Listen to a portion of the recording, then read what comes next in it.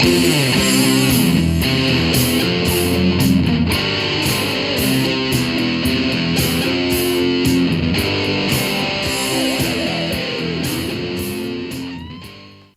hi. Welcome to Someone Else's Movie, the original podcast where an actor, writer, director, or nebulous industry figure gives a little love to a movie they didn't make.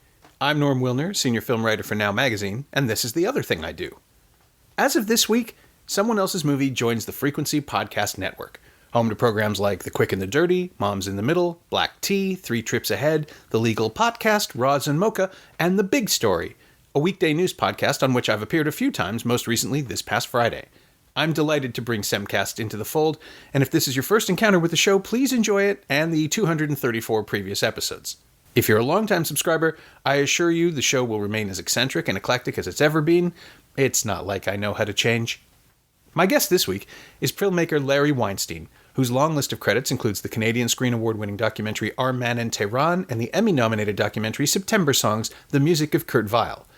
His recent Dreaming of a Jewish Christmas was nominated for an International Emmy, and his latest documentary, Propaganda, The Art of Selling Lies, opens in Toronto this Friday, July 19th, at the Hot Docs Ted Rogers Cinema.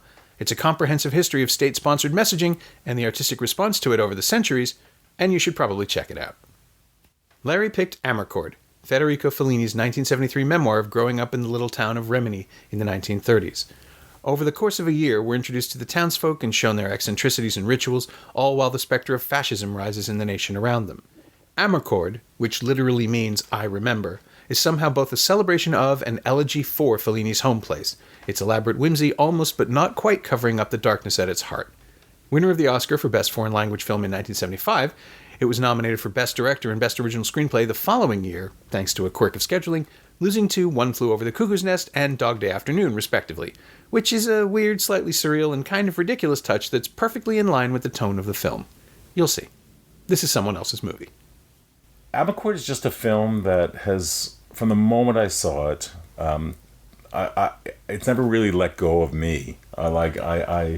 I think of it constantly in as a film. I think it constantly in life. I guess I went when it first opened in Toronto, and I'm not even sure exactly when that was. I think it was, though it was made in late '73. I think it was only released in Italy at the end of '73. So I think it was only in Toronto in the fall of '74. At the earliest, yeah. I mean, it won the Oscars, so that would have been the '75 spring. for an Oscar, and then I think it's the only film that then will qualify for Oscars a year later because it had its American release, which is quite amazing. It was at a time when I used to go with my friends, like when we were 16, 17, 18, we would go downtown. We lived in North York. We were bored, and we'd go and see films. And the films that we saw were things like Death Wish with Charles Bronson, or Magnum Force with I had a macho friend who liked those kinds of things.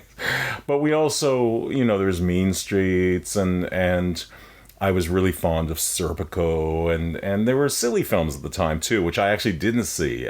Thank goodness, like Crazy Larry, Dirty Mary, Dirty Man, Crazy Larry, which I just happened to see last week, but it was made in '73 as well. And but most of the films we saw were kind of serious and kind of based on realism, and then Taxi Driver eventually, and some of them were really good films. They had strong social messages. And then we went to see Amarcord, and it was a whole different thing. It was a celebration. And it's not like any of the films you've just described. I mean, it's not a conventional movie in any respect, right? Yeah. Were you familiar with Fellini's stuff at the time? No, I had never seen a Fellini film. Okay. So this was Fellini to me, or this was a whole world to me. But I also had not been to Europe before, and I had not been... So I didn't know what this was. How much of this was fantasy? How much of it was real? Obviously, there's dream imagery, but... or in fact, is that what Europe is? Is that what Italy is? Well, it does. I hadn't seen it for a while, and then I watched it again just the other day in preparation for this, and it struck me, two things hit me really hard. One is that it is much more garish than I remember. I mean, I remember it being exaggerated, but it's fleshy and it's Yes. vulgar in a way that's not Scatological. Yeah, but it's not offensive. It's just an aesthetic, right? Like he sort of embraced it the way that Pasolini did with the Canterbury Tales and Yes. that trilogy. That was just the sense that he was going to kind of rejoice in every aspect of people, and that brings in perversity and sexuality and all those things. Yes. Like it feels like a child's memory in a way because he Yes. doesn't fully understand what we aren't led to fully understand what we're seeing. Yes. Sometimes. Yes, and it's episodic and it's dreamlike and it deals with very serious subjects. It Yeah. deals with fascism and the growing fascism because it's his childhood, or at least based on memories perhaps of his childhood in the 30s, even though he might have denied that it was exactly autobiographical. Oh yeah, it's very. I mean, it's exaggerated in a way that makes you feel safe somehow from offense. You know, Yes. he's like, these are the people I remember. I'm sure that's not correct, but this It's is how I interesting, remember the I remember, the translation of Amarcord being I remember, even though it's from that dialect, Italian dialect, accordi, we used to hear that word and we think of amar or amore, and it feels like love, and it's and in fact that it is a love letter. It's a love letter through some kind of prism that has to do with childhood.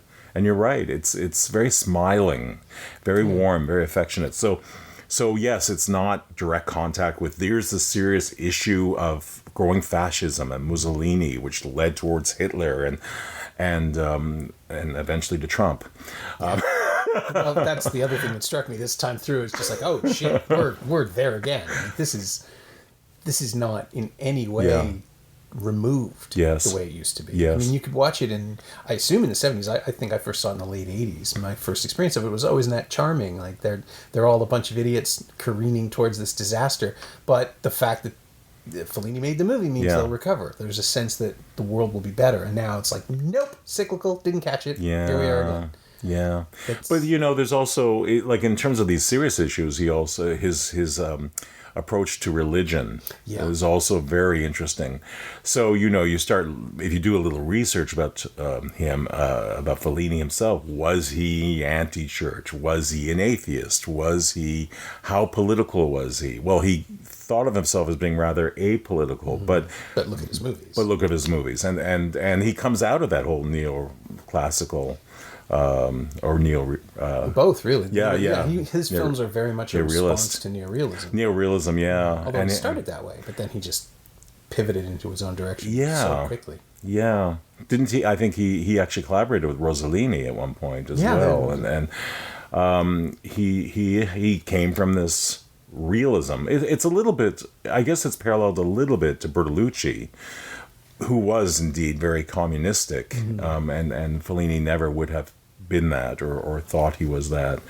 But they are human beings, and they respond to things in human ways. And in the case of Amarcord, well, there's always that layer of smiling and humor and affection. I mean, obviously not affection for fascism, but even that is done in kind of a weird, perverse way with that huge thing of Mussolini's face made from flowers that becomes part of one of the kids' sexual fantasy in a weird way. Or the sequence in the hotel room in the suite with Gradiska. Yeah, but her encounter with all the levels of power are represented somehow, and we don't fully understand why she wants to be there, but she knows, and it's disturbing and it's very strange.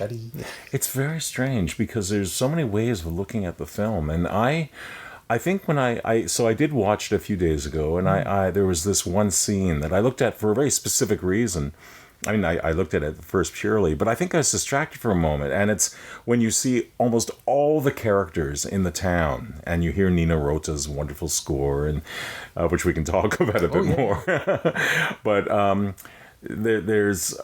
everyone comes out, and there's this carriage that goes through the town with women in the carriage, and I somehow misunderstood it when I was I think I was distracted, and I thought it was like royalty or some kind of, I don't know, women who were wives of fascist leaders. But there's Gradiska, the town beauty, who kind of looks like Sophia Loren, but is obviously influenced by the romance of American films and Ronald Colman and Ginger Rogers and Fred Astaire and all these other. And she is looking up, and she's so sentimental as she looks at these women and looking at them longingly. Yeah. And then I thought, who are those women? And just before I came to speak to you, I thought, I think I better look at that one scene again, and realized it was the local madam who ran a brothel, and these were the new crop of prostitutes she had just brought in, and everybody in town, the children and the old men, and everybody is coming to gather to see these new visitors who are there for sex. Yeah, they're there to check them out, and it's creepy. I'm not sure if I caught it the first time either, now that you mention it, because they're all just sort of rushing, and it's so nostalgic. Yeah. And it ends, so it seems choreographed. The whole thing's choreographed with all of these characters, and you see faces after faces in front of the camera, and some of them are running to the camera, like it's very directed, but it's so natural. And there's one main narrator in the film, and it's strange because what is the point of view of this film? And we can talk about that. Sure. But there's this one main narrator who identifies himself as the lawyer, and he's obviously a historian. He tells us a lot about the town, which is Rimini. Yes, but he also keeps going back and saying, "Well, that's one version. I don't know if it's true." Well, that's true. Yeah. But he's telling us a lot of hard facts, like documentary facts. Oh, that's right. He's the one. And so it's a whole hybrid kind of thing, because this is also a documentary. Anyway, he's at the end of the scene. He's at the beginning of the scene telling us some facts about the town and its architecture, and then he kind of whispers to us and says, "Oh, we'll come back to that later." And then at the very end of this scene, that seems like one shot. It's not, but it feels like it. Yeah. He just looks at the camera. We've just seen all these prostitutes. He looks into the camera and smiles and gives us a shrug, like, that's life here. But what's interesting, it fades out on him, and behind him is a window that has lots of Madonnas holding candles. It's totally the religious thing, but it's a scene about, sex. It's just the fact of life. It's just a fact of life. And I realized that shrug, that little smile and shrug, I realized it's something that really stayed with me through my life. And then I became a filmmaker right after this, watching this film, and or at least in my mind, I was a filmmaker. I didn't actually direct a film professionally for another 10 years. But the consciousness was forged. Yeah. I mean, you hear about that all the time, where people just came out of a film for the first time and realized, oh, someone made that. That was directed. Yeah. That was constructed. Yeah. And to have that experience with a Fellini film is kind of incredible, because I'm still kind of reeling over the idea of what if this was someone's first exposure. Like, it was your first exposure to Fellini. How do you even begin to process the symbolism and right away you understand that idea of Fellini-esque, or you sort of get it, like, because no one else is like this. Well, it's like Bergman-esque as well, right? And I'm a little younger. I came up after he was already... Like, I somehow knew what that was before I ever saw any of his films. Yeah. My first one would probably have been La Dolce Vita. Which is back from 62? 63, yeah. Back when it was still... I mean, that's more or less still realist. But although it has some of that, it has some of that celebrative, like the crowds of people, and I hadn't seen. It's funny. I was very aware of Fellini after Amarcord, and I went back and saw Satyricon immediately. Oh, that's what I thought, Amarcord's quite tame compared to Satyricon, and I saw Roma, and I saw. Actually, I went to see 8.5 several times, but every time I went to a cinema to see it, the film print, because they would show for film prints, would break. I didn't even get half, let alone 8.5. Oh my God. So it took many years to see 8.5. And then I finally saw La Dolce Vita, which is part of the reason I wanted to see it, other than being such a great Fellini film, is I knew Nico was in it. Right. And I am a Velvet Underground freak and a Lou Reed freak, so I wanted to see this woman. But that's a digression. No, it's all part of the process. I saw La Dolce Vita in film school. I saw it at York. Oh, really? Oh, I went to York too. Yeah, in 87, 88. Yeah. And so that was at least I saw it theatrically, which was nice, but that was my first exposure to Fellini. And then I think the next one shortly after that, Satyricon came out on Laserdisc of all things from Criterion, and that's how I saw that. And right. And there's Clowns, of course, which is and City of Women, which is not as good. I mean, if I can say that, but I think you're allowed. am I allowed to say that? I think so. For me, they can't all be gems. Right? There's got to be. There's a range in any artist. You know, it's funny. I when I went to York, it was from like 76 to 79, 80. And I took a couple of film courses, maybe 3 film courses, with the wonderful critic Peter Harcourt. Oh, yeah. And he had written a book called 6 European Directors that came out sort of the same year Amarcord was released. But so he didn't include Amarcord in it. But Fellini was one of his directors. Right.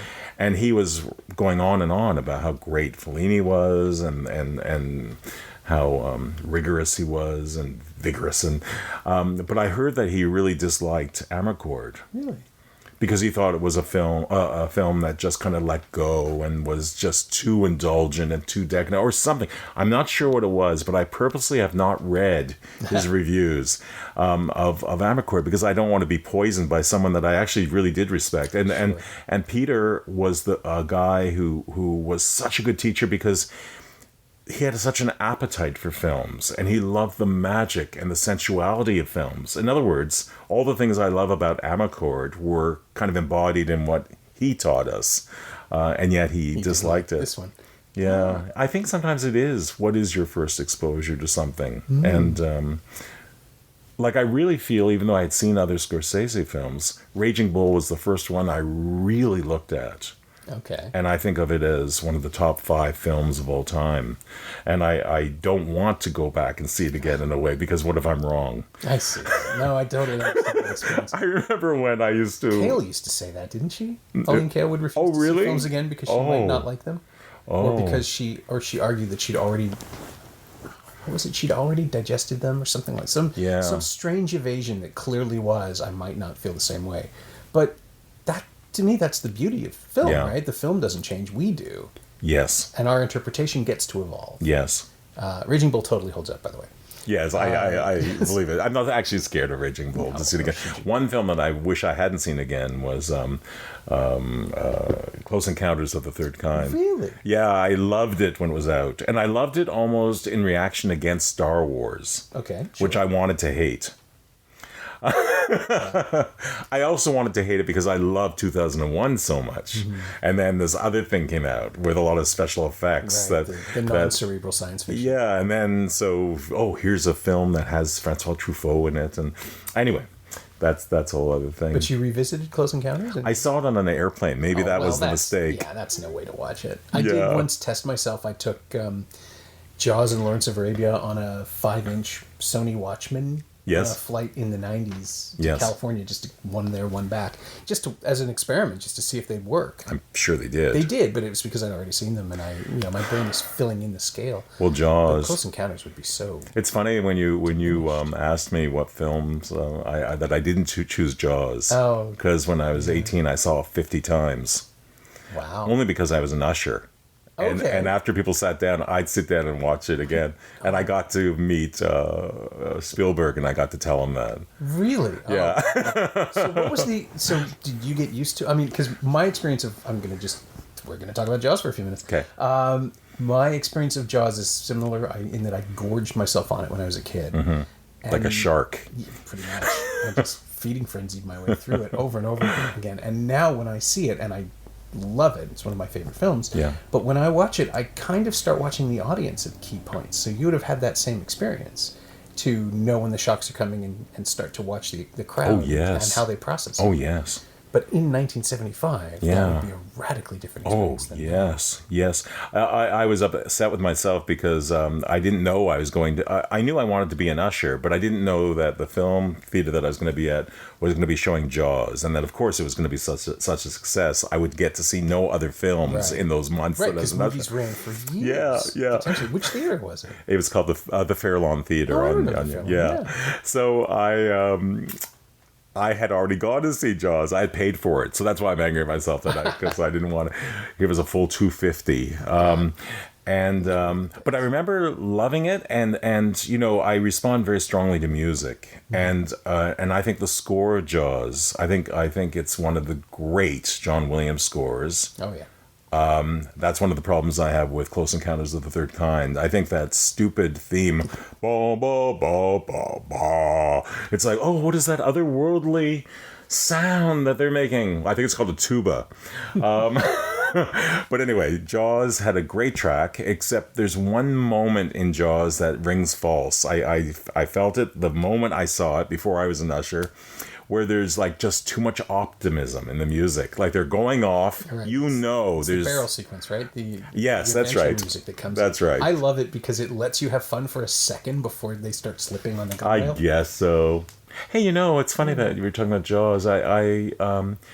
There's in Amarcord, there's a scene which directly relates to a scene in Jaws, believe it or not, and it has to do with the lighting. Okay. And when the main character, or at least the one that we're thought to be, is thought to be the equivalent of Fellini at the time, Tita. The Avatar, yeah.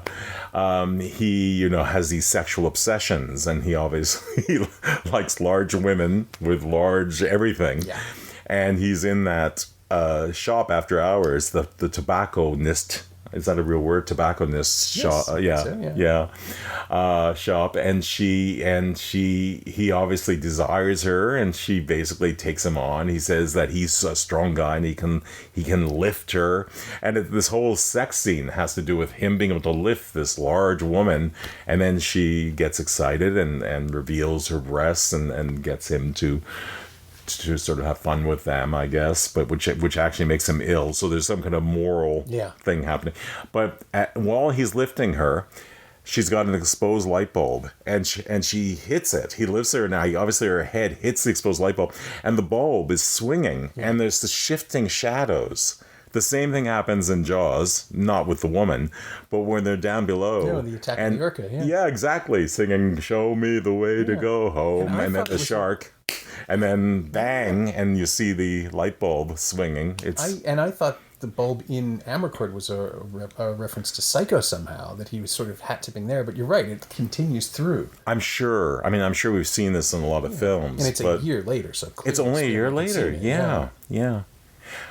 Another thing that's very personal for me, like I said, I had never been to Europe before. Yeah. And I was in, at the time, grade 13, which we had back then in Ontario, and they had chosen, they still have school trips to different countries and stuff, and there was this 10-day trip that they had offered to somewhere in the world, and I chose Italy. It was the first time I was going to go to Europe, and I think it's not a coincidence that I chose Italy after seeing Fellini's Amarcord, and in fact, a couple of friends that I went to see Amarcord with, we all went. Okay. And it was fantastic, and it was wonderful, and it was sensuous, and it wasn't quite Fellini-esque because we were in Florence and we were in Rome and Pompeii but it was like life. There was something so wonderful and so different from North York. Yeah. Although we had a lot of Italian food, I guess. Italian food in Toronto in the 70s and 80s was not Italian food now as we know it. But no, it changed. I grew up at, I was at Young and Steele's. I was like, oh, really? I was the ass end of the city. Oh, that's interesting. Young and Steele's. That's where I'm going tonight for my dance lesson with my wife. We were across the road from Farmland, which presumably is now a bunch of strip malls where the dance lesson will be. Yeah. And so you were close to the Willow. Yes, I went to the Willow. I was there the last night. I was there at the last show of the Willow. It was a double bill of, I want to say it was bestseller and No Way Out, maybe? Wow. In 1987 when they closed it down. Or maybe it was an early 8. But, yeah. Oh. Beloved neighborhood double bill theater. I saw. Do you remember what month that was? Do you remember, was it summer? Was it fall? Was it? I think it would have been the fall. Mm-hmm. Maybe. I was editing a film on Maurice Ravel at the time. Well, so I missed it. Reason to miss it. Yeah, so did that lead? Is that why I chose? It was interesting because I just looked at the dates today, and it was Holy Year, 1975. Okay. and a holy year, I'm saying as a Catholic, which I'm not, but I went to the Vatican and I saw Pope Paul, and I had a Super 8 camera and I filmed him. Oh, there wow. were so many, it was too dark, but there were so many flashes going off. He was on one of those big things that they're carrying down the aisle.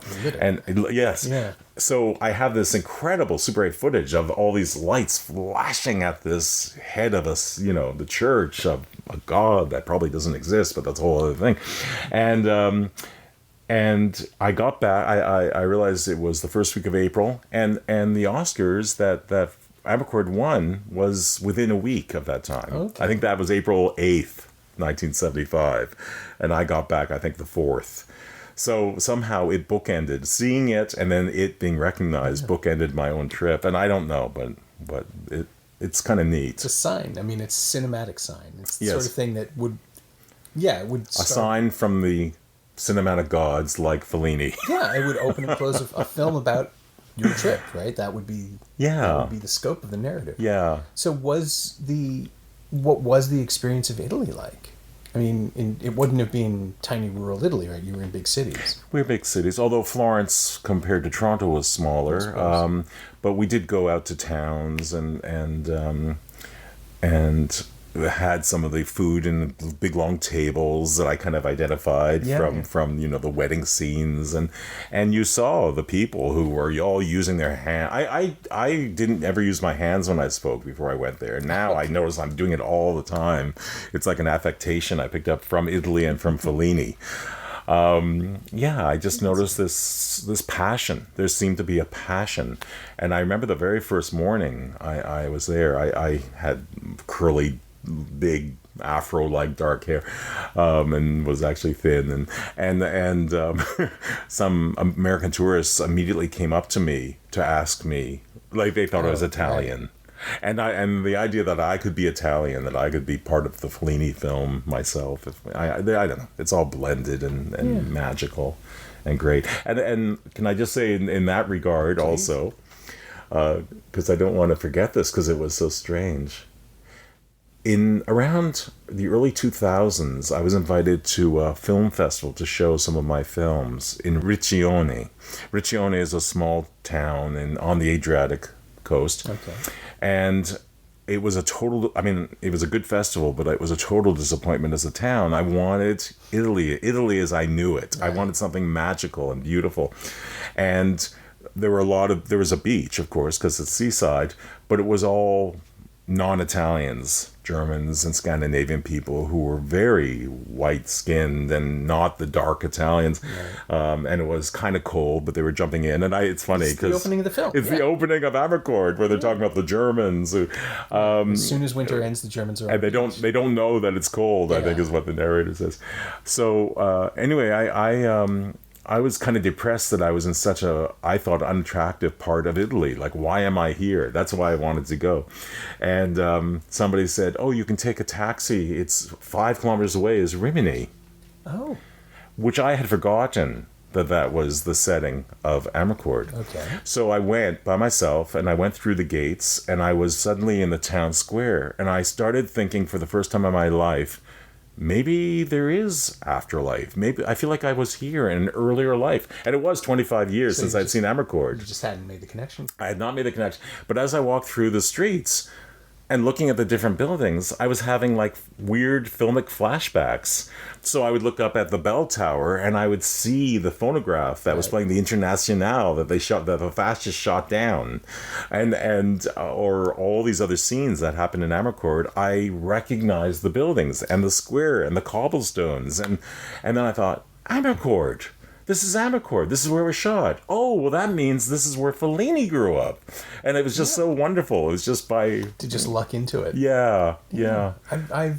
Whenever I've tried a pilgrimage, it hasn't worked out. It's been too small or too strange or too gentrified. And, New York isn't the New York from the movies that I saw in the 70s and 80s. Right. It's nice that the Ghostbusters firehouse is still there. That's basically it. But to recapture something like that, that would be lovely. It was. And to do it unwittingly would be the sort of thing that would make it into, again, a movie about Amarcord, because so much of that, I just keep coming back to the intuitive nature of it, the way he didn't apparently start with a script. He used photographs to cast it and then just built stories for those characters that he then had to literally construct so he could shoot them.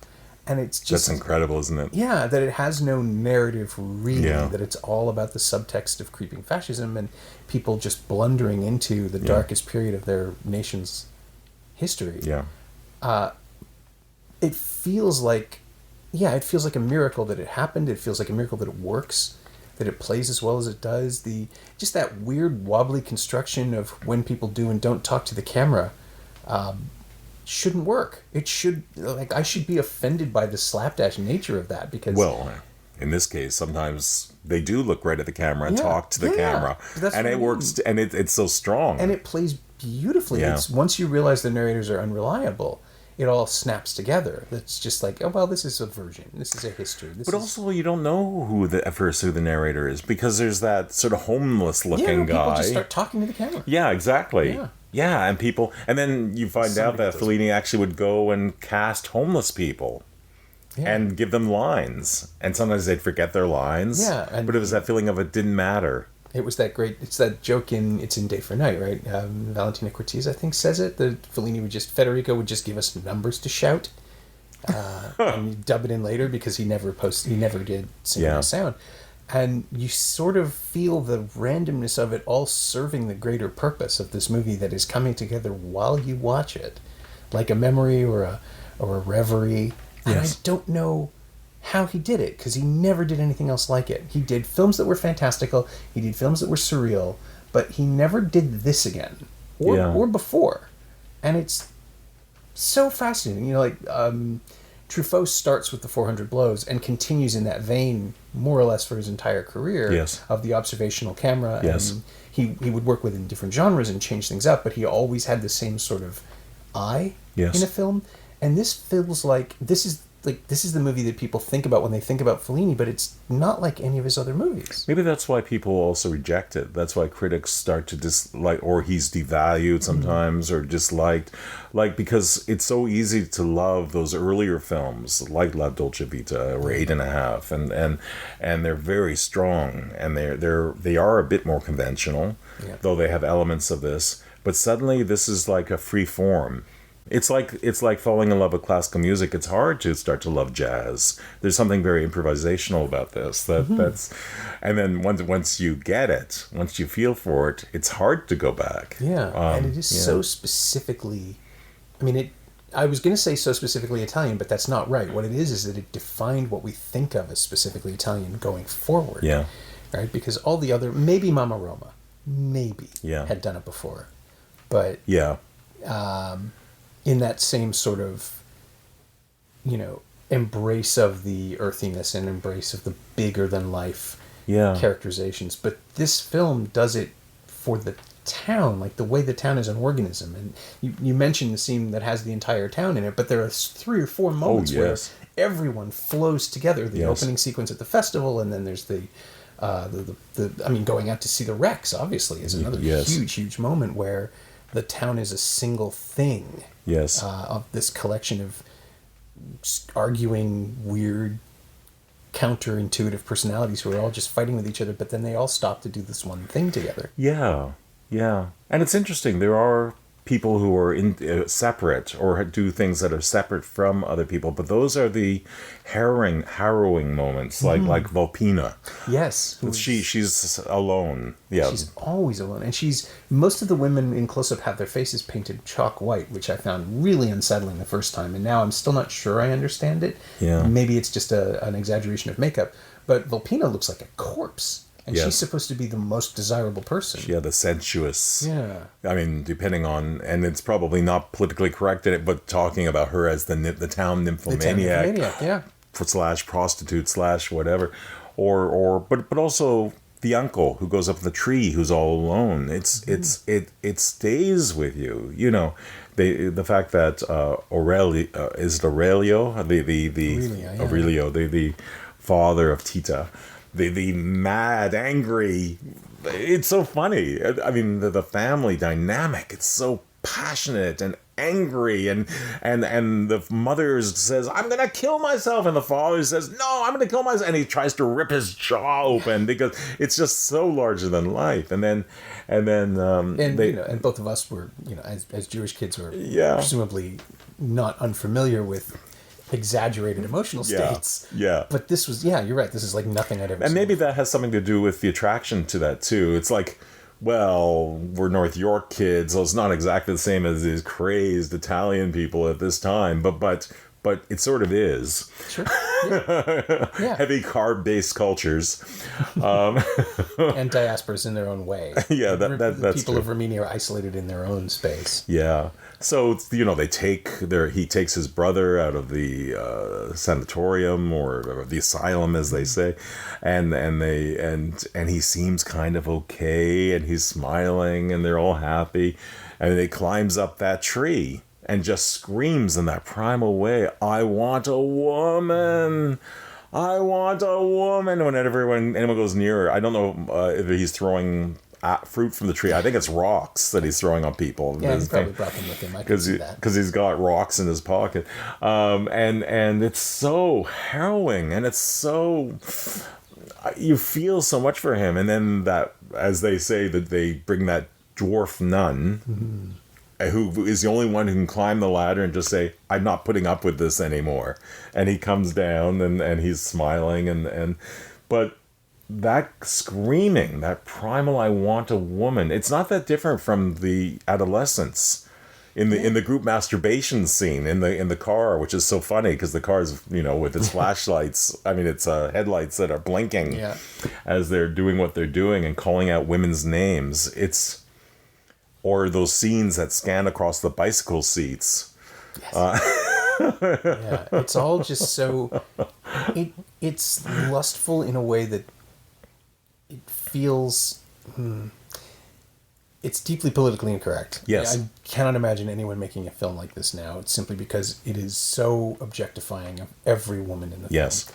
But it's also tapping into something really fascinating and distressing about the idea of intimacy and the way people who most need some sort of connection are the least likely to get it because they can't articulate it, or they're just disasters at social mores and social graces. It sort of explains to me while I'm watching it. It explains to me why the brothels are there. Yeah. And what that satisfies in the town's and that they all desires. accept it. And that, everybody just has to go along to get along with this because it is so unpleasant to talk about. Because also you've got Catholicism. You've got that additional layer of religious shame around sexuality. Well, ultimately it's a film maybe about ritual because it's all about the seasons. It starts in the spring, it ends in the spring. The burning of the effigy of the witch to go from winter to spring, and the whole town gathers, and it's and the madam bringing in the new prostitutes. This is like something for the town to celebrate, whether they understand it or not. It's just there's just too many things to talk about with this film. It crackles with so much life force. It's very moving and very nostalgic. And I when I watched it last week, I couldn't stop smiling the whole time. My face was in pain. And because it's so nostalgic, it's instantly nostalgic, even though it's not your own. You might draw parallels with your own culture or not, but it's a very specific culture. You're learning about a culture as well, but you're instantly drawn in. And I think a large part of that is the Nina Rota score. Well, I was going to say, a great deal of... Because it could have been, take the music out and you could almost have Roma. You could almost have Alfonso Cuarón's sort of emotional anthropology thing where you just stare at a culture and watch it. Yeah. But the music, it makes it a carnival. It invites you in. Yeah, go ahead. You said you were going to sing the theme? No. I said I'm legally prohibited from singing. Oh, that's what you said. In front of my... Yeah, I can't sing, but it's that... Da dum dum da da da da da dum. Yeah. It's immediately like it makes you moan with nostalgia. And then at one point in that scene that I was talking about, while you're looking at these prostitutes coming in, it starts going Da da da da da da da da da da da, which is the 1933, I think, Stormy Weather by Harold Arlen. I made a film called Stormy Weather. That melody was in my head forever, and I didn't even know what it was. I thought, oh, is that Nina Rota? So was that the first time you encountered the song, you think? I think I had heard it already, but that's when it was locked into my brain. Right. And there are certain things that were locked into my brain. That shrug that wonderful narrator does at the end. I've done that a couple of times in my own films, where there is something very big, and then I told the actor, even though I make documentaries, in theory, I would tell the actor to look into the camera at the end of this big thing, and there's no words left to say, so do a little smile and shrug looking into the camera. And it's always like this hair raising in your neck moment. Right. It feels like Maurice Chevalier in a way, the way he would shrug, and Gigi or something like that. But when you do it, you're communing with Amarcord. You're connecting yourself to that too. Yes. So it's even more weighted. Yes. Although now I've made a film on Leslie Caron, so maybe it's also Maurice Chevalier as well. Echoes within echoes. No, it's definitely Amarcord. And I didn't realize it was Amarcord when I did it. It was in my own subconscious film vocabulary. But in that regard, I have to say that I think it's partly having seen Amarcord at a time when I was just determining that I want to be a filmmaker. I had made a little dramatic film with some friends, a comedy in school. I had just become a vegetarian, and I made a film about a slaughterhouse to reinforce my decision. Okay. And at that point, I thought, I'm going to study film in school. And then I went to Italy after seeing Amarcord, and it all kind of blended into one experience. But I was going to say that I think the thing about Amarcord, because it's nostalgic and makes you smile, but it's also very serious, and it's kind of anti-church, and it's about the dangers of fascism, and it alternates between scenes that are very serious or sad or poignant with things that are overtly funny. And I love that it's like a classical symphony with a fast movement and then a slow moving movement and then bang, a last. And that was very instructional to me as a filmmaker, because I love, even in my documentaries, I don't make earnest issue-based documentaries generally. They have humor and seriousness, and I think the contrasts make it much stronger in the end. And I think I kind of got that from this kind of film. And when I say this kind of film, probably this film. Right. Because there aren't any other kinds of... I mean, there are people who have tried to make their own version of Amarcord, but they have gone wide or just missed it completely. Yeah, I mean, I really loved... what is the word beauty is in it? It just was from 3 years ago. Not Life is Beautiful, but... Object of Beauty? No, it's the Italian film. The Great Italian. Oh, The Great Beauty. The Great Beauty. The Great Beauty has that crazy lust for life and characters. Even that small, the little person woman, which reminds me of the nun in Amarcord. There's something very, in those, not for all the scenes, but there's a lot of Fellini, and I think it was compared to Fellini. I think, rightly so, probably. Yeah. He's definitely influenced. I was thinking of Leolo, Jean-Claude Lauzon's film. Yes. From maybe 91, 92. Yeah. Which just does that thing. Yeah. Exquisitely well of showing you not just how he remembers something, but how it also probably was, hinting at it in the second layer. Just the scene with the bully that remains a bully, and the kid, this child, the narrator's brother, Leolo's brother, who is bullied by an older boy and commits himself to bodybuilding and works out so he'll never be bullied again. And then finally, after I think it's years, 2 or 3 years of toning and conditioning, and he's played by a different actor, and he's this massive bodybuilding character, shows up and is ready to face his bully down, and he's still inside, he's still a small boy, he can't handle it, and it's just this heartbreaking moment. Yes. I'm going to tell you what happened, and I'm going to illustrate it in such a way that it is going to be more powerful than just watching the real thing. Yeah. And Amarcord finds a way to do that with fascism. Somehow he found an analog, not even an allegory, but a straight visual analog for the banality of power and the corruption of Italy and Europe before the war, and it's just so simple that I'm not even sure I caught it the first time. Yeah. Everybody just grins a little too much, and everybody just shines a little too brightly, and the clothes are a little too sharp, and these are the people with power, and they're about to abuse it. Yeah.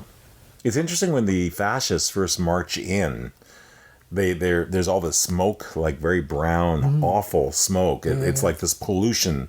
It's like if you could smell it, there's this awful smell that comes in. It with them. But and it is confusing. There's Gradiska, the desirable woman of the town, who is so sentimental as she is with the ship, the Rex that comes. Yeah. She's so, and she says, I want to touch the Il Duce. I want to just touch him. She's inspired by it. And then most of the men and all the boys are lusting after Gradiska, and you understand that's how these things happen. Often they just follow it's that basic. Hell. Yeah. I mean, that's what the Nazi youth were all about, and the way their relationships with the boys and girls, and wow. Yeah, it's heavy stuff. Yeah, give people something to aspire to, and you can, again, Trump, right? A reality television figure for a decade, and now everyone thinks they'll be the one who wins.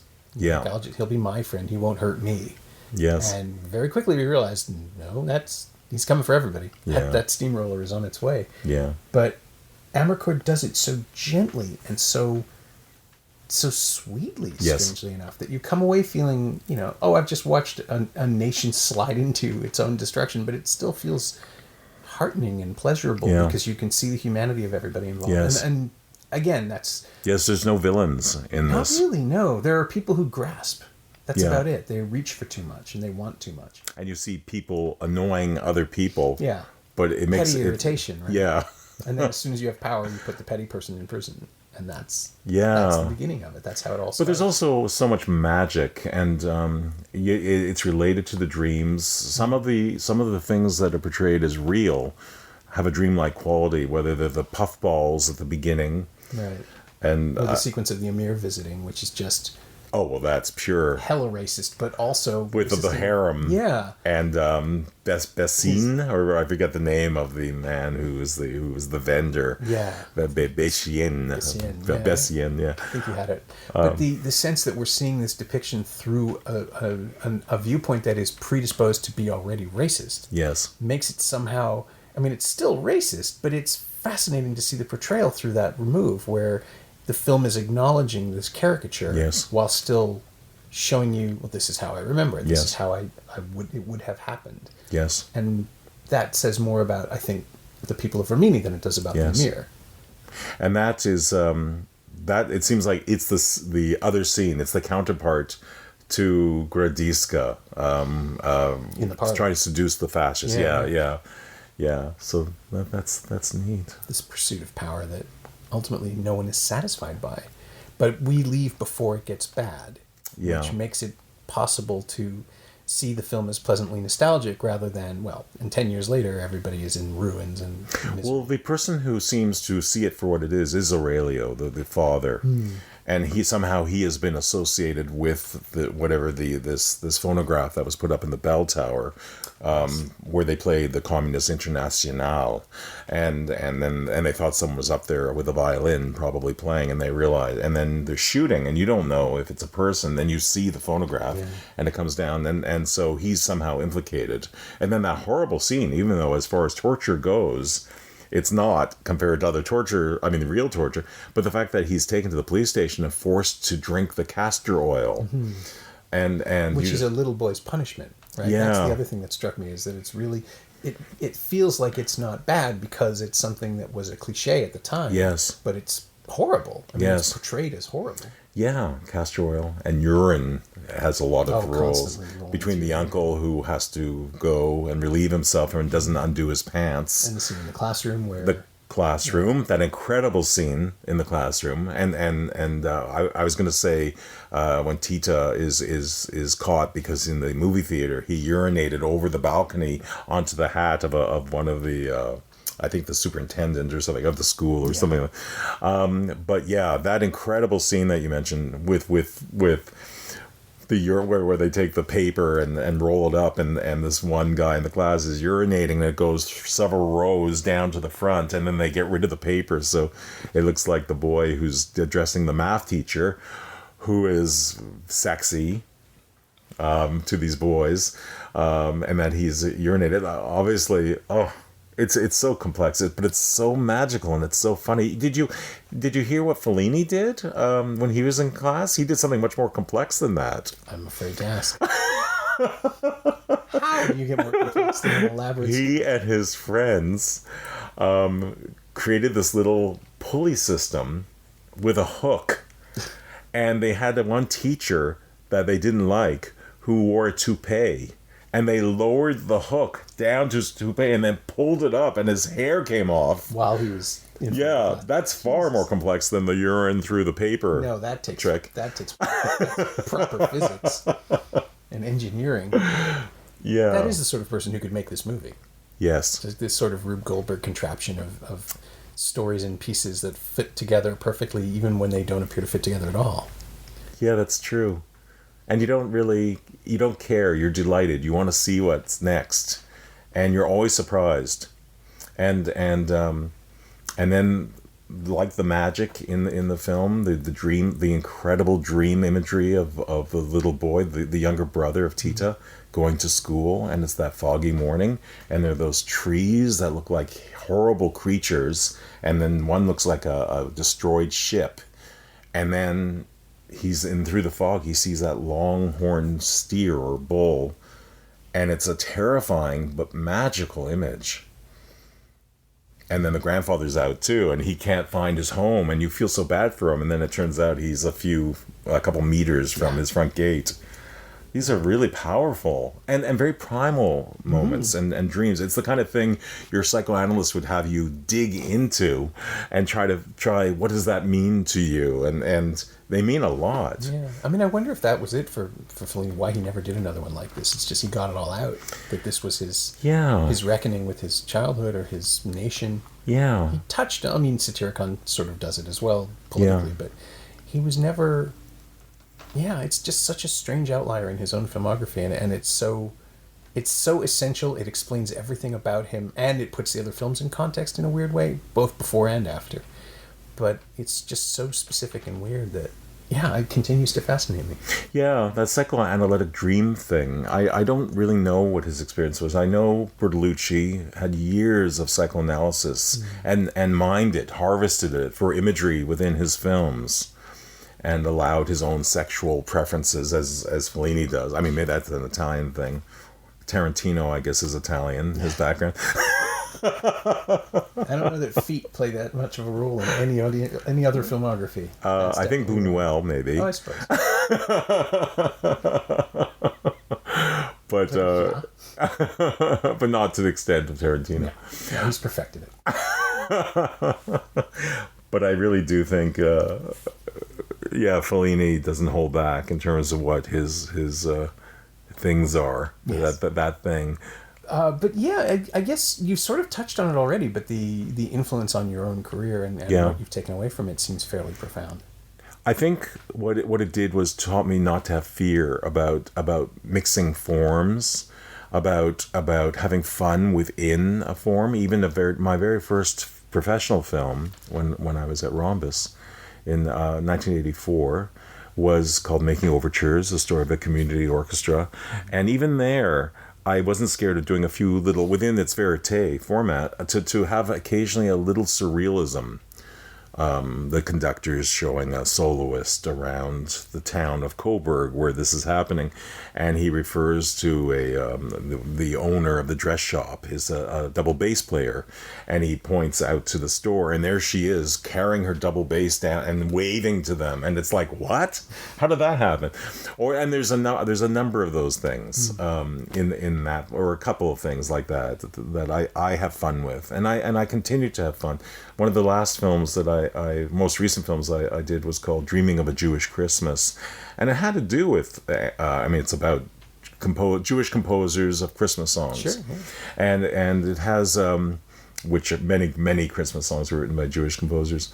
But it deals with serious subjects, even though people think of it as a joyous, fun film to watch. It deals with anti-Semitism, and it deals with a lot of heavy stuff, but it's that contrast, it's that blend, and being able to, like, okay, this is a documentary, but it's also a drama, and it's also performance film, and it's also verite, and it's like, not that Fellini did that so much, but he kind of did. Well, he allowed for it, right? Like, he would open those doors and blur the barriers. Yes.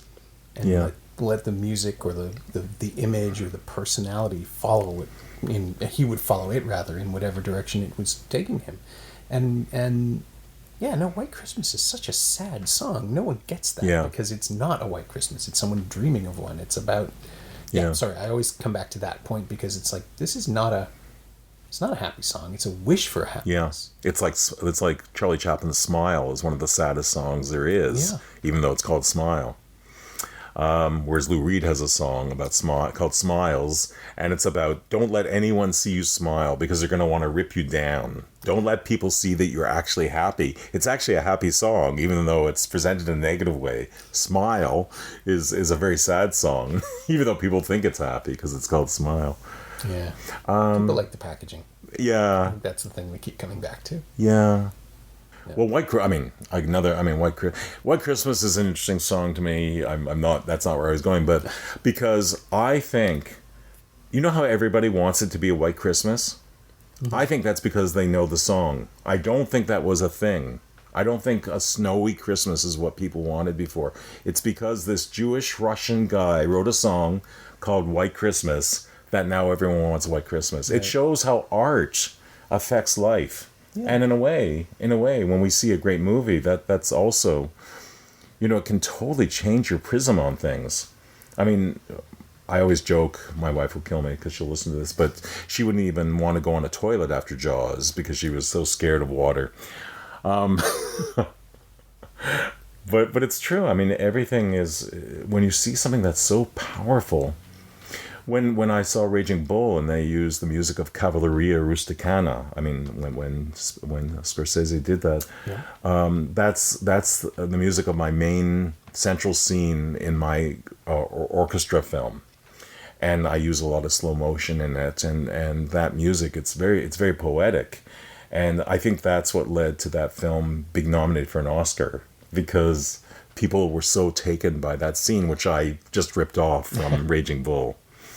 But it's powerful. I mean, it makes sense, and like the flash, like the swinging light bulb, you just carry forward the things that touch you, the things that impress you, the things that resonate. Yeah. So like they're stored back there, and it's like, oh, I've always wanted to do that.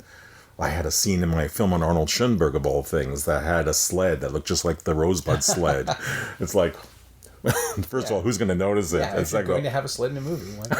I can totally understand. Is there a scene or an image from Amarcord that you've consciously referenced? Is something that you've actually used yourself? Orchestral notes? Calliope, something here or there? There's something very beautiful about Amarcord that is its use of dream imagery, which is I've been influenced by that at times, but also a real sense of movement and yes, Calliope, and that up and down movement, the swaying quality. It's almost like you are a baby in your mother's arms. And I started to do certain things where I would, in some of my films, I would have this dolly that would just go back and forth and back and forth. And I'm not the only one who does that, but it's this idea of not being aware of movement so much, but just that feeling of breathing. And I think it's something that I kind of was influenced by. It sounds pretentious to talk about, I'm influenced by Fellini, but it's inevitable, really. Yeah. Give yourself a wide enough range of exposures. I was thinking, when I was talking about humor and seriousness, I just did a film, on propaganda, Yep. and I call it propaganda, the art of selling lies. I'm very, not all propaganda is lies, but I was very angry because I would look at Trump tweets, and these are the things that got me angry. Well, we're recording this, 2 days after he claimed that Obama was trying to get a meeting with Kim Jong-un for 8 whole years, which is a blatant lie, absolute bullshit. I mean, people from the State Department, Susan Rice came out and said, nope, not true, immediately, and he's still saying stuff. Or really Trump Jr., Donald Trump Jr. saying Kamala Harris is not black. Yeah. He's retweeting and starting that lie, that birther lie, in effect, again. Well, and it's infuriating. So it's infuriating. But that film is a very intense film, but it's not all angry, and it's not all. Yes, it's about the history of propaganda, but it's also about artists who are incredibly inspired and who have done their own propaganda, but who also react against things. And there's a lot of humor. There's a lot of.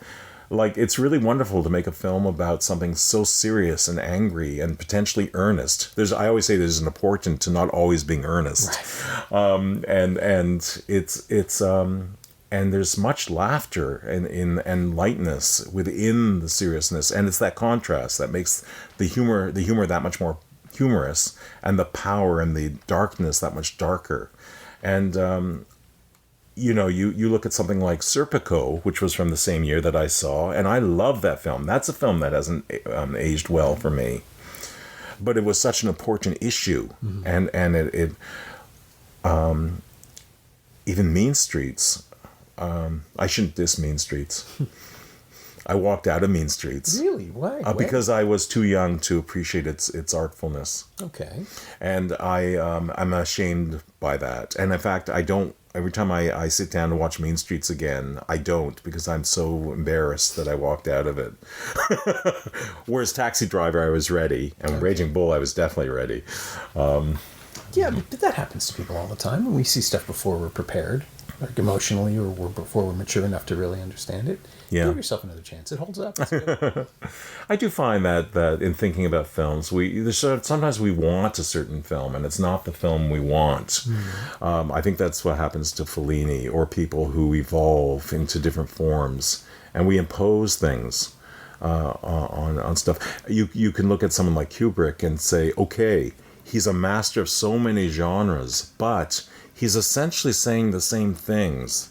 There's a certain disconnectedness about humanity and in his films, and it is the same film, whether you're looking at Barry Lyndon or The Shining or 2001 or Full Metal Jacket. And when you go earlier, it's a little different, but it feels like someone's work. It's an oeuvre. Yeah. And of course there are things that are Fellini-esque, but if you are in love with Amarcord, you may not like the earlier stuff. And a lot of the critics who loved the early stuff were actually fed up with Amarcord and devalued it. Yeah, they wanted it to be about something, I think, was one of the things that I came across. That it is, but it's not didactically so. So you just, if you don't see it, you don't see it. Yeah, so I've had that. I've had films that I did where there wasn't a lot of even though it was about a composer's life, I didn't give a lot of facts of the composer because I wanted a snapshot, for instance, of the 90-year-old Joaquin Rodrigo, who wrote the famous Concierto de Aranjuez, the da-da-dum, da-da-da-da-da-dum, da-da-dum. And I have all these emotional stories, but not factual stories. So certain German critics, it was a German co-production, were very angry at me for not giving them facts. And because they imagined a certain film, they imposed a film that they wanted on it. But if you just relax and watch the film, it's an emotional film. So I start thinking, great, wonderful. I love it, actually. The thing about filmmakers and critics is depends on our personality. I tend to think when somebody reviews my films negatively, they actually know more than it gives them a sense of this person really knows. They've exposed me. Oh, I see. They know I'm a fraud in doing what I'm doing. Whereas if people just like it, it's like, what idiots. They've gone with the journey. They like my film. Why am I going here? Is it because you're with Now Magazine and I'm expecting you to write a negative review? I think somebody else already reviewed Propaganda. Yeah, right. I believe it was positive. That's okay. I've made a lot of films. And I've had a lot of negative reviews, and I've had a few positive reviews, too. So it's okay. Yeah. My thanks to Larry Weinstein, whose new documentary Propaganda, The Art of Selling Lies opens in Toronto at the Hot Docs Ted Rogers Cinema this Friday, July 19th. Larry will be in attendance for a Q&A after the 6:30 p.m. show on Saturday the 20th, so you should probably aim for that one. Thanks also to Angie Power. She knows what she did. Larry's not on Twitter, and neither is his movie, but you can find Amarcord on Blu-ray and DVD in an excellent special edition from the Criterion Collection, and also streaming on the Criterion channel. It's also available on iTunes and Google Play. As always, you can find me on Twitter at Norm Wilner and elsewhere on the internet at nowtoronto.com. You can also find this podcast on Twitter at Semcast, S-E-M-Cast, and on the web at someoneelsesmovie.com. If you want to leave a review on Apple Podcasts or Google Podcasts or wherever you enjoy the show, that would be greatly appreciated. Every little bit helps, it truly does. And check out the other shows on the Frequency Podcast Network, including last Friday's episode of The Big Story, where I appeared to talk about the release pattern of Unplanned and the failure of the new Lion King. They fit together in context. Thanks for your support, and thanks for listening, and I'll see you next week. I'm